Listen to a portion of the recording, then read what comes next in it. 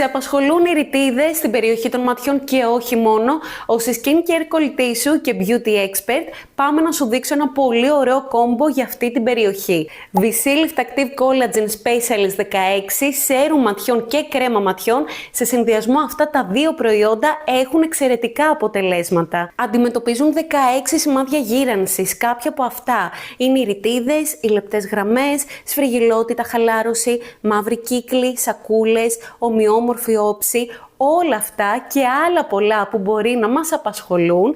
Η σειρά της VC-Lift Active Collagen Specialist 16 έχει τη μοναδική τεχνολογία co-bonding που ενισχύει και συνδέει όλους τους τύπους κολαγόνου της επιδερμίδας. Κατά την ενήλικη ζωή μας χάνουμε κάθε χρόνο κολαγόνο. Αυτό έχει σαν αποτέλεσμα απώλεια ελαστικότητας, απώλεια σφριγιλότητας, δεν έχουμε αυτή την νεανική όψη που θέλουμε.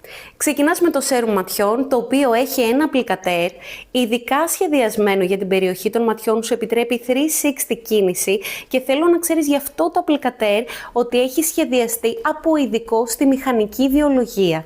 Διεγείρει τη λειτουργία των ναυλαστών να παράγουν κολαγόνο και όσο κάνεις και ανωδικές κινήσεις μασάζ, σου δίνει και ένα πολύ ωραίο ήπιο εφέ lifting.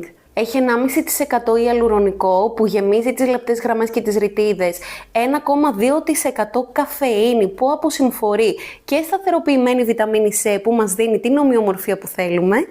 Ο όρος έχει λίγο κολλώδη αίσθηση, αλλά μη σε απασχολεί καθόλου γιατί με το που βάλεις και την κρέμα η αίσθηση είναι πάρα πολύ ωραία και με τα ξένια. Αφού αφήσεις το σέρουμ ματιών να απορροφηθεί, θα συνεχίσεις με την κρέμα. Μια εξαιρετική κρέμα ματιών, είναι πραγματικά από τις αγαπημένες μου.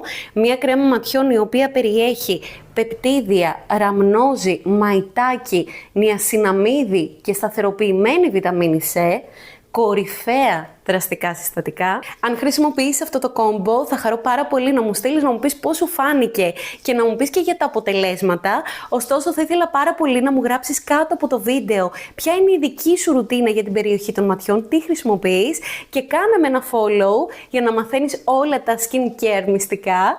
Φιλιά, τα λέμε στο επόμενο βίντεο.